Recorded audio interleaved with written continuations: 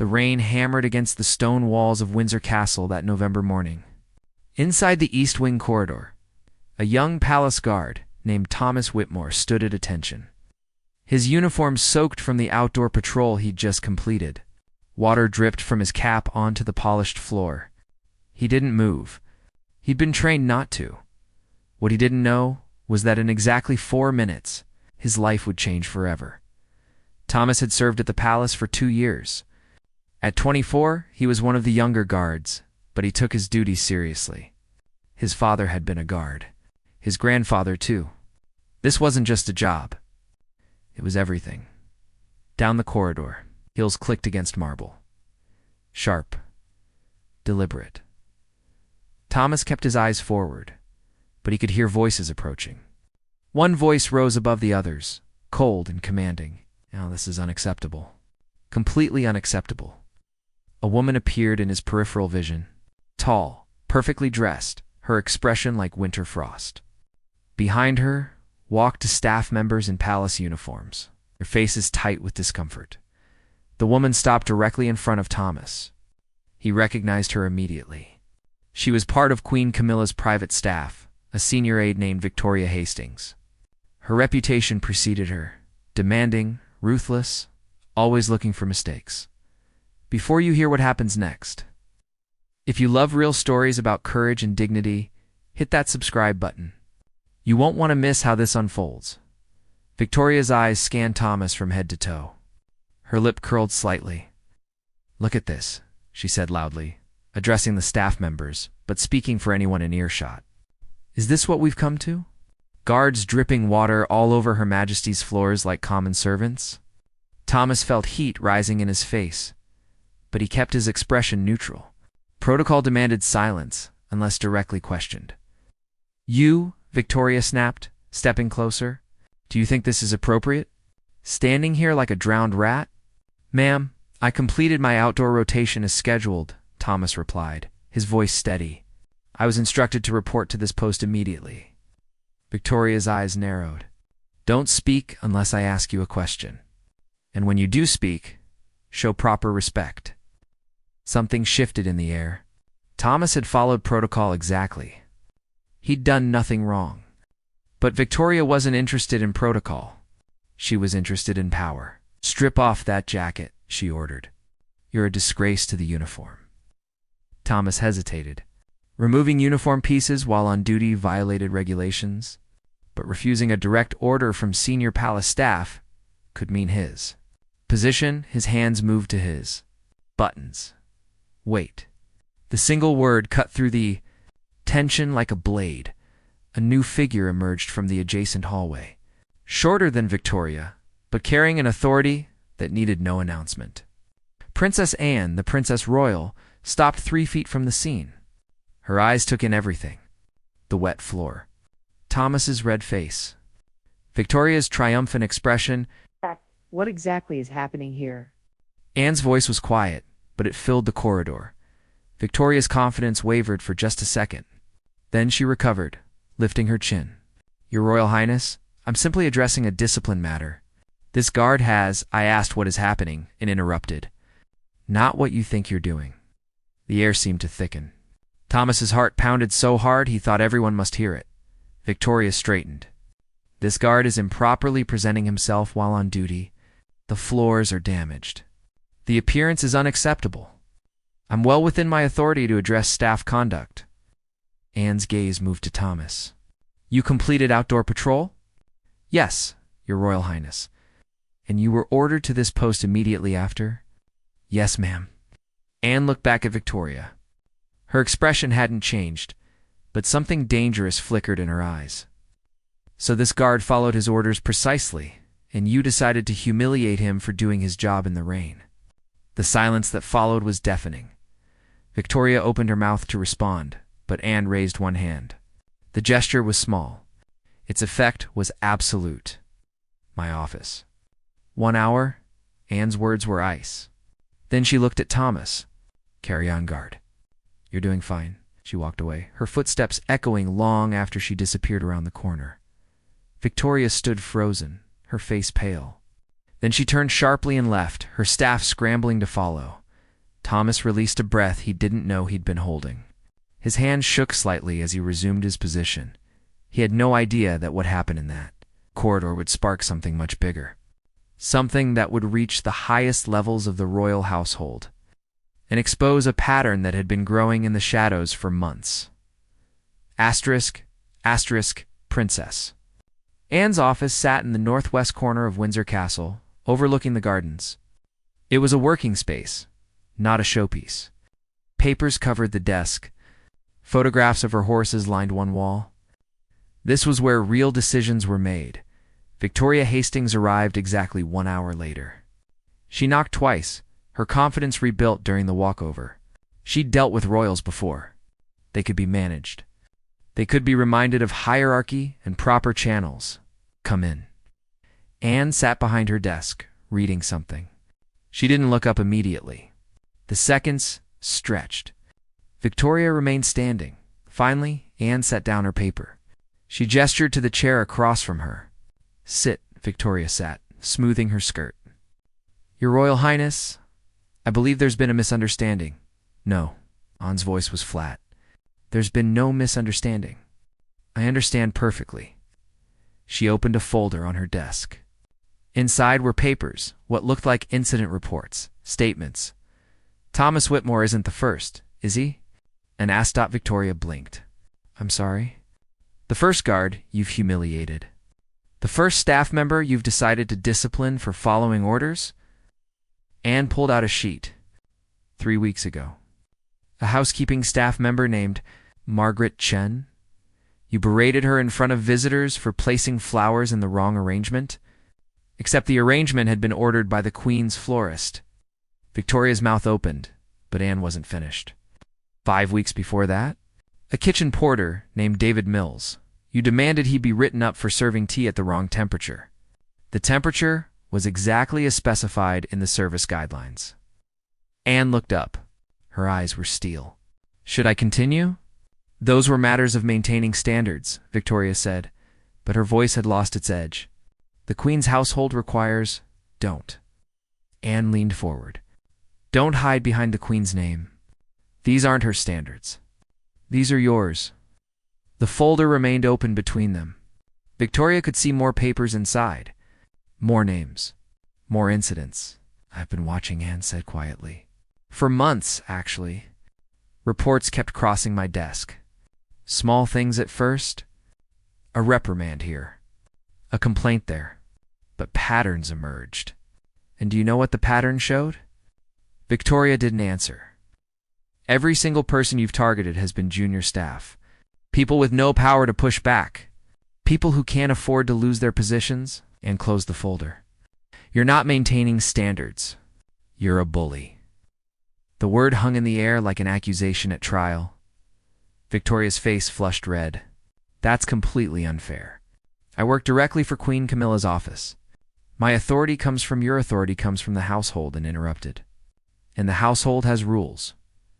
Protocol. Standards of conduct that apply to everyone, not just the guards and maids you seem to enjoy tormenting.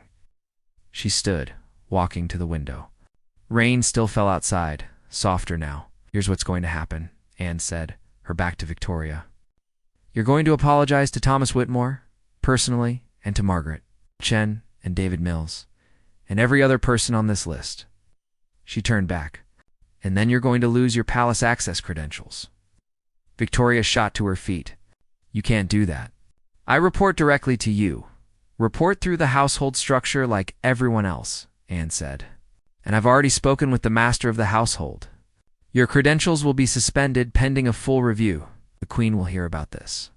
I certainly hope so, Anne replied calmly, because I plan to discuss it with her myself. Victoria's face went from red to white. Her hands trembled at her sides. This is outrageous. I have connections. I have support. You're overstepping your I'm protecting the people who actually keep this palace running, Anne said. The people who do their jobs every day without complaint, without power plays, without needing to tear others down to feel important. She walked back to her desk. You're dismissed. You'll receive formal notification of the suspension by end of day. Victoria didn't move. She seemed frozen between rage and disbelief. Now, Anne added, her voice dropping to something harder. Victoria turned and walked to the door. Her hand was on the handle when Anne spoke again. One more thing. Victoria paused but didn't turn around. Us. If you retaliate against anyone who spoke up, if you make any attempt to use your connections to punish these staff members, I will personally ensure you never work in any royal household again.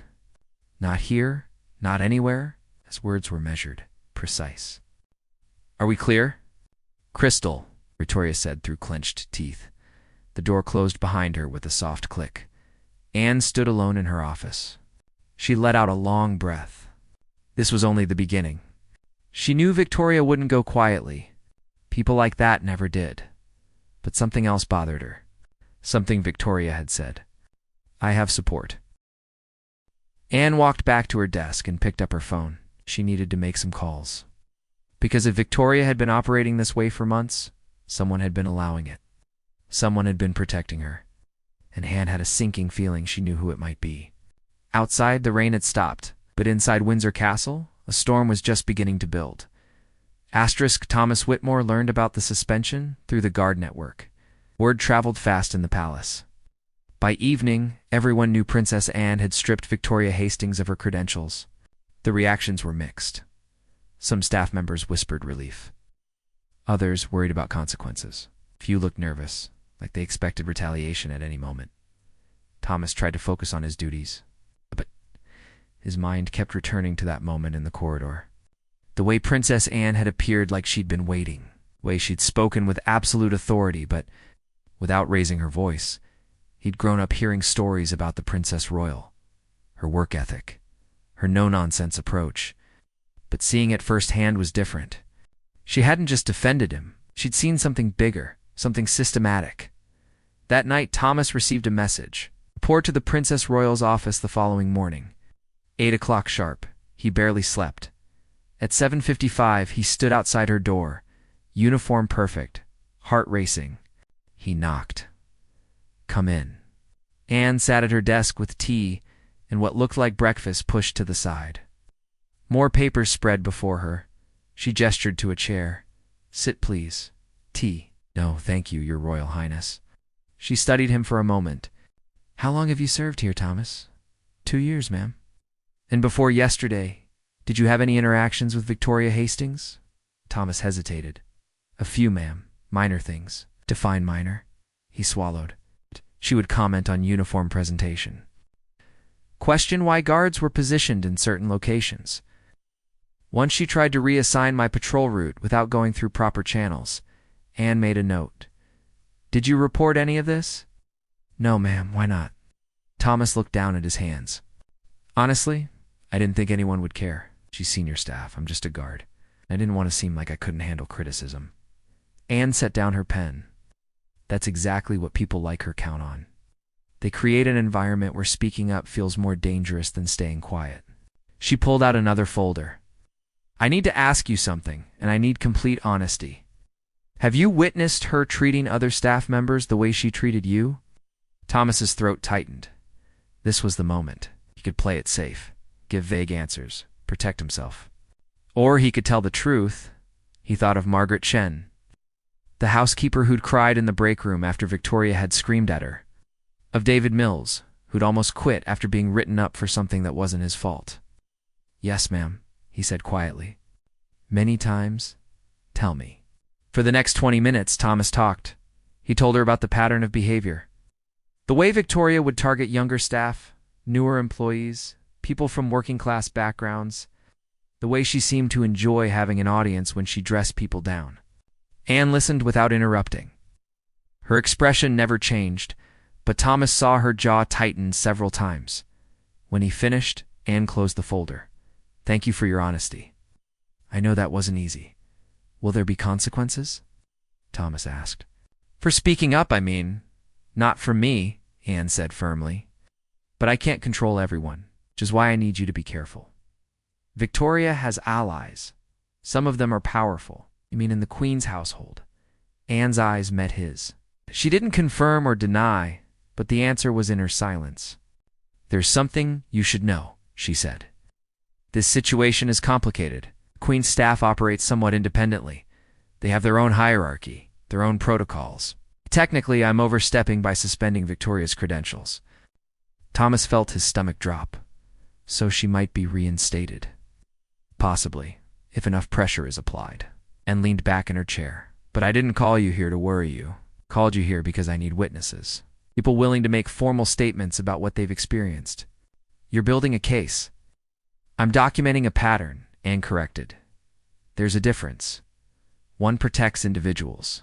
The other protects the institution. She stood, walking to the window.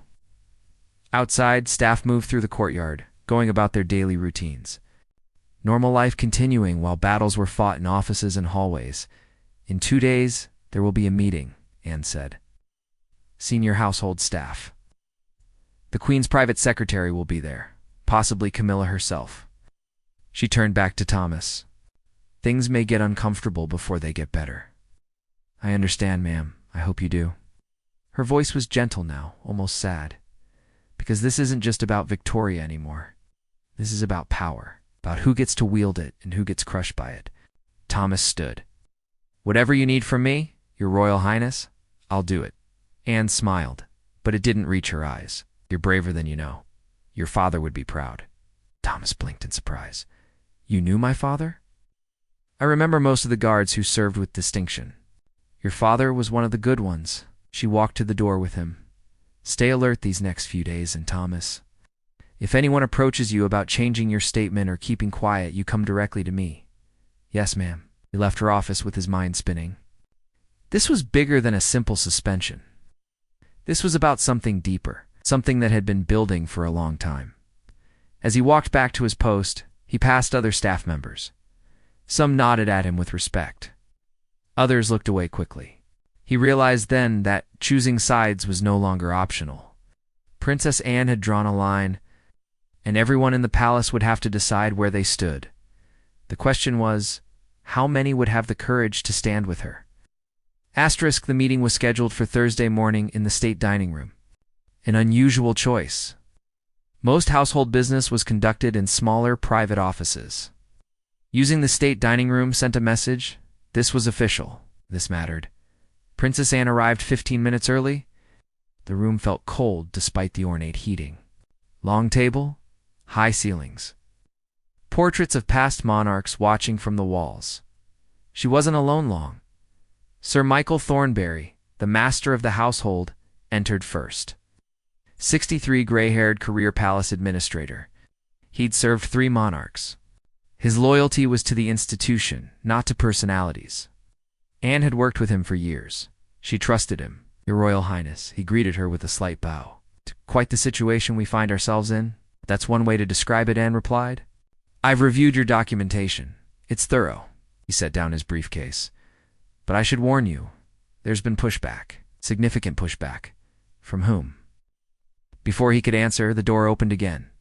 Lord Edward Pemberton, Queen Camilla's private secretary, walked in. Tall, impeccably dressed.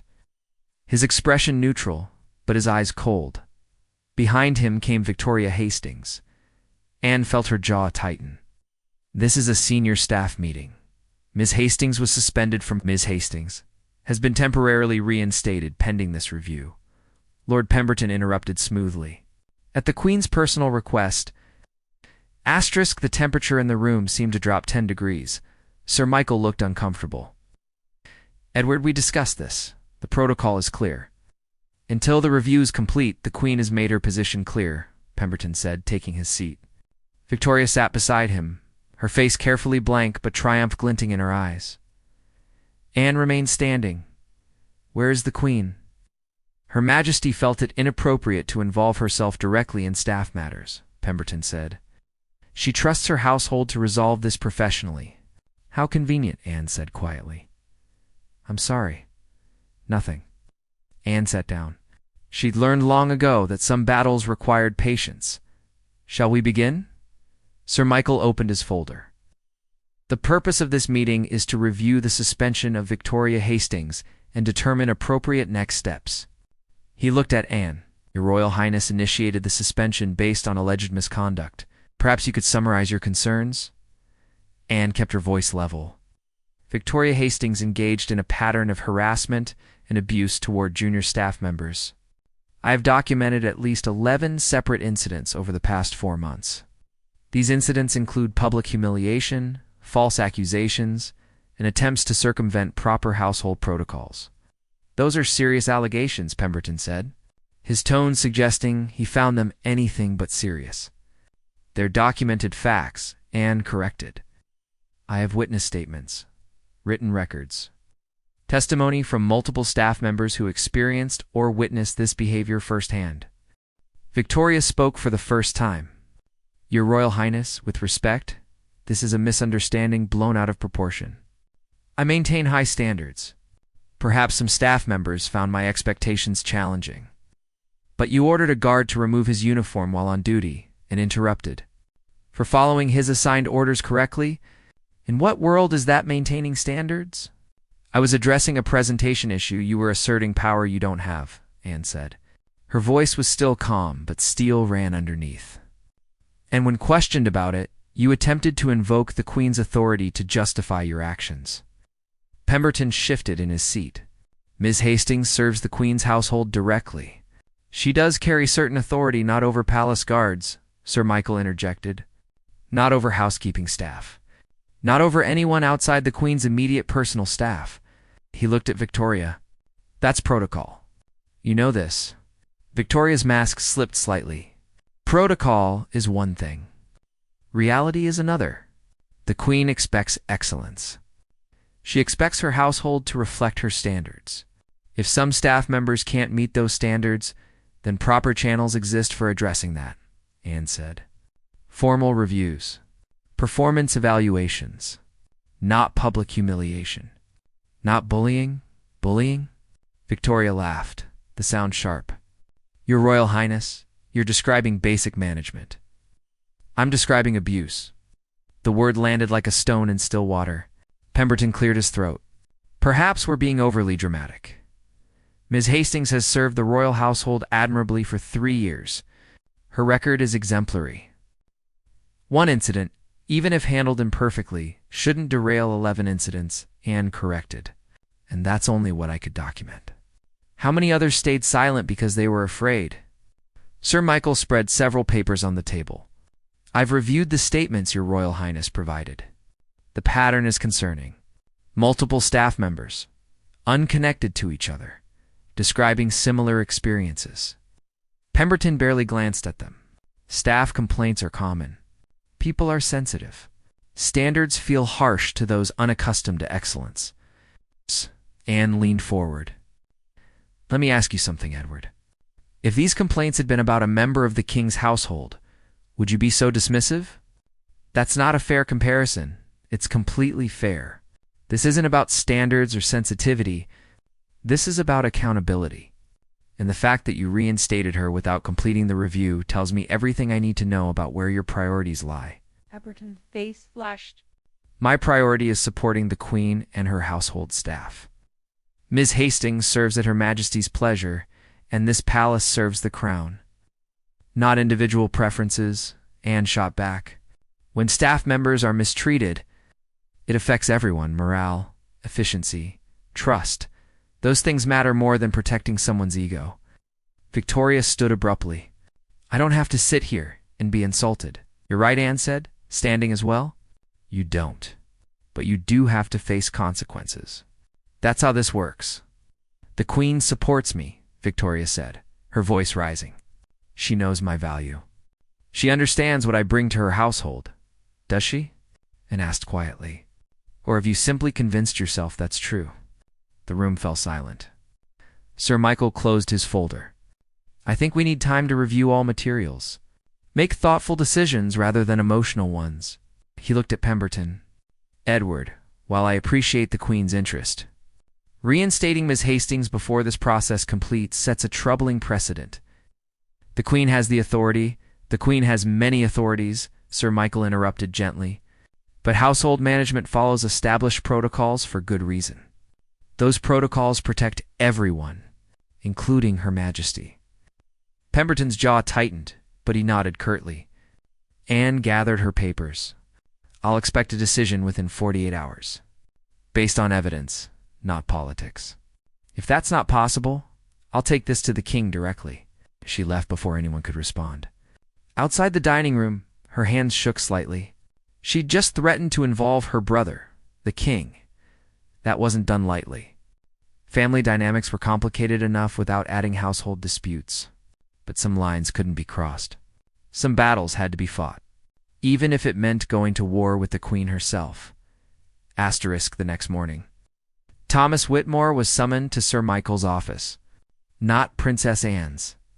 That detail felt significant. Sir Michael stood when Thomas entered. "Thank you for coming. Please, sit." Thomas sat, his guard training keeping his back straight, his expression neutral. But his mind raced. "I'll be direct, sir," Michael said. "There's been a development. Lord Pemberton has requested you be transferred to a different posting. Tower of London. Effective immediately." Thomas felt the floor shift under him. "A transfer? Sir, I don't understand. My service record is clean. I've had no complaints. This isn't about your performance, sir," Michael assured him. "It's about removing witnesses." The bluntness of it knocked the air from Thomas's lungs. Sir Michael continued, his voice heavy. "You made a statement against Victoria Hastings. That statement is inconvenient for certain parties. Moving you away from Windsor removes you from the conversation. That's not fair." "No, it's not." Sir Michael leaned back in his chair. "But it's how power works sometimes. People who threaten the comfortable narrative get relocated, reassigned, made to disappear without actually disappearing." Thomas's mind reeled. What about the other staff members? The ones who gave statements? To have already accepted transfers to other royal residences? One left royal service entirely. The others are being pressured to recant. Sir Michael's expression was grim. "Your situation is different. You're the most visible. The guard Princess Anne defended in front of witnesses. Moving you sends a message." "What message?" "That speaking up has consequences." Thomas sat in silence, processing. Everything felt like it was falling apart. Princess Anne had tried to help, and now everyone who'd supported her was being scattered to the wind. "I won't transfer," Thomas said suddenly. "I'll refuse." Sir Michael shook his head. "That's not advisable. Refusing a direct posting order could cost you your career, and accepting it means Victoria Hastings wins. It means she can keep doing this to others, and no one will stop her, because they've learned what happens to people who try." "Thomas, my father served 30 years, Thomas said, his voice stronger now. "He told me the uniform meant something. That protecting people was the whole point. Not just the royals. Everyone. If I run now, what does that say?" Sir Michael studied him for a long moment. Then, surprisingly, he smiled. It was a sad smile, but genuine. My father would be proud. He really would. Sir Michael opened a drawer and pulled out a file. "Before you make your final decision, you should know something. Princess Anne is prepared to take this to the king. She's drafted a formal complaint about household management and staff treatment. She's requesting a full independent review. Will the king support her? That's the question, isn't it?" Sir Michael said, "King Charles values family harmony. He hates conflict between his wife and his sister. But he also values fairness, duty. The things he was raised to believe matter most." He slid the file across to Thomas. "These are additional statements. Staff members who didn't speak up during the initial review but have come forward in the last 24 hours. 5 more people. All describing similar experiences with Victoria Hastings." Thomas opened the file. The statements were detailed, painful to read. One was from a young woman who'd transferred departments just to avoid Victoria. Another from a porter who'd considered suicide after months of constant humiliation. "Why are you showing me this?" Thomas asked quietly. "Because you need to understand what you're fighting for. This isn't about you anymore. It's not even about Princess Anne's authority." Sir Michael's voice was firm. "It's about whether the people who actually keep this palace running matter. Whether they deserve basic dignity and respect." Thomas closed the file. His decision crystallized in that moment. "I'm staying. I'll refuse the transfer. Whatever happens, happens.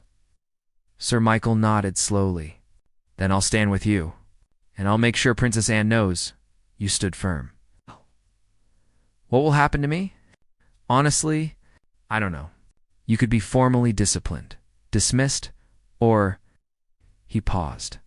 Or you could become the catalyst that finally forces a change. Thomas stood. Either way, I can live with myself. After Thomas left, Sir Michael sat alone in his office. He picked up his phone and made a call he'd been dreading. Your Royal Highness, it's Michael. The guard refused the transfer. He's staying. Yes, I know what it means. I understand the risks. With respect, ma'am, I've been thinking about this wrong. We've all been thinking about it wrong. He listened for a moment. We keep talking about protecting the institution, about maintaining harmony. But what institution are we protecting if we allow this behavior? What harmony are we maintaining if it requires good people to stay silent? Another pause. I agree. It's time to stop managing this quietly. It's time to make noise. He hung up and immediately began drafting an email. Not to Lord Pemberton or the Queen's office. To the King's private secretary directly. Some things couldn't be handled through normal channels anymore. Meanwhile, in another wing of the palace, Victoria Hastings met with Lord Pemberton in his private office. Her confidence was returning.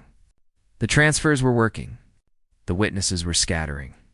The guard refused his transfer, Pemberton said, interrupting her thoughts. Victoria's satisfaction dimmed. What?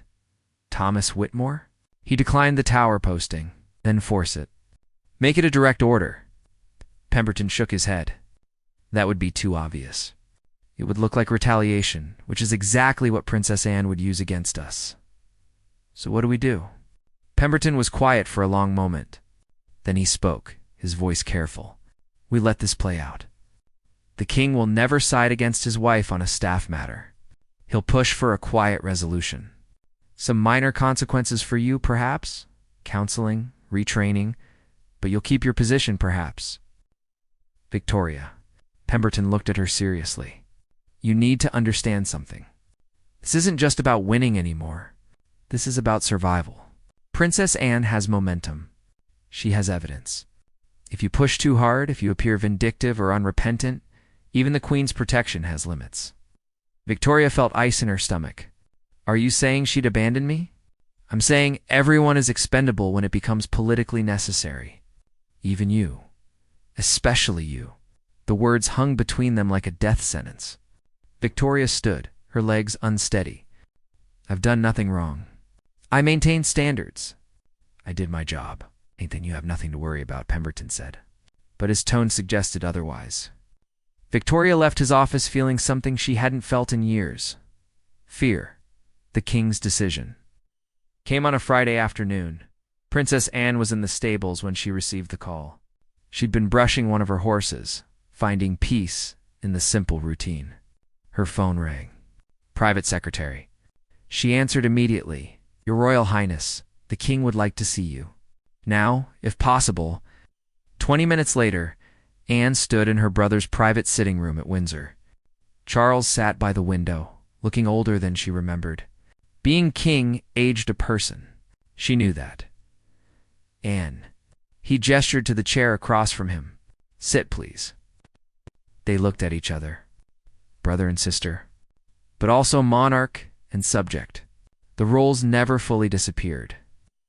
You've put me in a difficult position, Charles said finally. That wasn't my intention, wasn't it?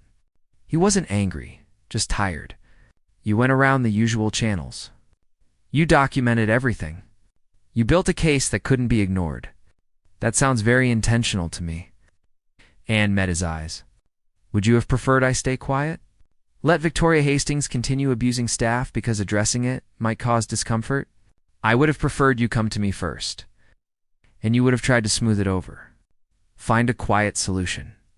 Move people around until the problem seemed to disappear. Anne's voice was gentle but firm.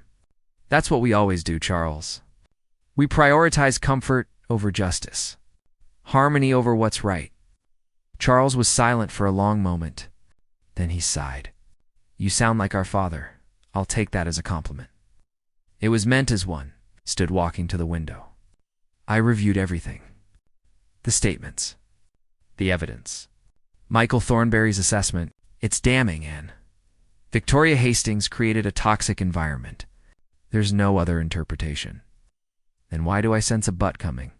Charles turned to face her. But Camilla is furious. She feels attacked. She believes this is about undermining her household, not about staff welfare. Then she's wrong, perhaps. But her feelings are valid too. She's my wife. She's the queen, and you suspended one of her staff without consulting her office. Anne stood as well. I followed protocol. Master of the household has authority over?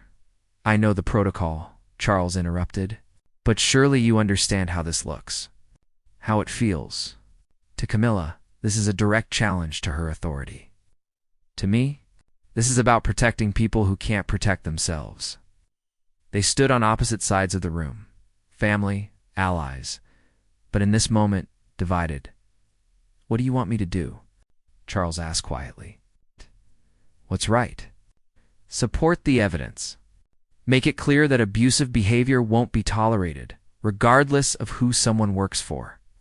And if that damages my relationship with my wife, Anne felt her heart break a little, then that's the cost of being king. Father would have paid it.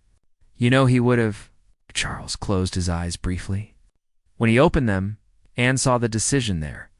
Victoria Hastings will be terminated from royal service. Effective immediately. No appeals. No second chances. His voice was formal now, royal. The investigation will be expanded. Any other staff members engaged in similar behavior will face consequences. And will implement new protocols for reporting abuse. Independent review processes. Protection for whistleblowers. Relief flooded through in a thank you. Don't thank me yet. Camilla will need time to accept this. Our relationship will be strained. A quote. He looked at her seriously. But you were right. Some things matter more than comfort. Father taught us that. He did. Charles walked to his desk and picked up a document. This is a formal commendation for Thomas Whitmore. For courage and integrity in the face of adversity. He'll receive it at next month's ceremony.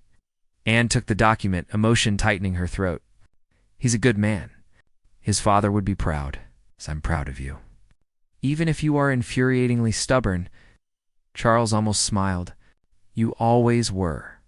Even as a child, someone had to be, Anne said softly. They stood together in silence. Then Charles did something unexpected. He hugged her. Brief, awkward, but genuine. I'll make me regret this, he murmured. You won't. Wait. 3 days later, Victoria Hastings left Windsor Castle for the last time. No ceremony. No farewell. She simply collected her belongings and walked out through the side entrance. Some staff members watched her go. Others pretended not to notice. A few felt satisfaction. Most just felt relieved. Thomas Whitmore was on duty when she passed his post. She didn't look at him. He didn't acknowledge her. But something passed between them in that moment. An understanding. Her power was gone. His dignity remained. That afternoon, Princess Anne called a meeting with all junior staff. Security, housekeeping, kitchen, everyone. They gathered in one of the servant halls. Confused and nervous, Anne stood before them without notes or script. I want to talk to you about something. We don't discuss enough in these walls, respect. She looked at the faces before her, young, old, some confident, many afraid. This palace runs because of you. Your work, your dedication. Your willingness to show up every day and do jobs that few people see or appreciate. Heads lifted. Eyes met hers. What happened with Victoria Hastings should never have happened. It went on too long. Too many people stayed silent because they were afraid. And that's on us. On leadership. On the institution itself. Anne's voice was clear, carrying to the back of the room. So I'm telling you now directly. You matter. Your well-being matters. Your dignity matters. And if anyone ever treats you the way Victoria Hastings treated people, you speak up. You come forward, and you will be heard. Someone in the back started clapping. Then another. Then suddenly the whole room was applauding. Anne raised her hand, and silence fell again. Thomas Whitmore stood up when it would have been easier to stay quiet. Others followed his example. That took courage. Real courage. She found Thomas in the crowd. All of you have that courage. I've seen it. The institution doesn't always recognize it. But I do. We do. After the meeting, Thomas approached Anne as she was leaving. Your Royal Highness, I wanted to thank you. Wait. You don't need to thank me, Thomas. You did the hard part. You stood your ground when most people would have run. I almost did run, he admitted. But I kept thinking about what my father would say. About what the uniform means. Anne smiled. Your father served with honor. You're doing the same. He'd be very proud. Did you really know him? Or was that just something kind to say? I really knew him. Not well, but I remember him. Good man. Terrible jokes. Anne's eyes were warm. And now his son is carrying on that tradition. Both the good service and the terrible jokes, I suspect. Thomas laughed, something releasing in his chest. Yes, ma'am. The jokes run in the family. God help us all, Anne said, but she was smiling. As she walked away, Thomas stood straighter. The weight he'd been carrying for weeks lifted. He'd done the right thing. It had cost him something. Sleep. Peace of mind. Certainty about his future, but he'd kept his integrity. And in the end, that mattered more than anything else. Around Windsor Castle, life returned to normal. Guards rotated shifts. Kitchen staff prepared meals. Housekeepers cleaned rooms. The daily rhythm continued. But something had changed. Something subtle but real. Staff members held their heads a little higher. They spoke up a little more easily. They believed, maybe for the first time, that their voices actually mattered. Princess Anne had done more than strip one person's palace access. She'd sent a message that echoed through every corridor, every staff room, every corner of the royal household. Everyone deserves dignity. Everyone deserves respect. And rank or position or connections don't exempt anyone from basic human decency. It was a simple message. But in a world of hierarchy and tradition and complicated power dynamics, simple messages often created the biggest changes. And sometimes those changes started with one person refusing to look away. One person deciding that silence cost too much. One person believing that doing the right thing mattered more than doing the convenient thing. In the end, that's all it took. One person standing up. And a princess who refused to let them stand alone.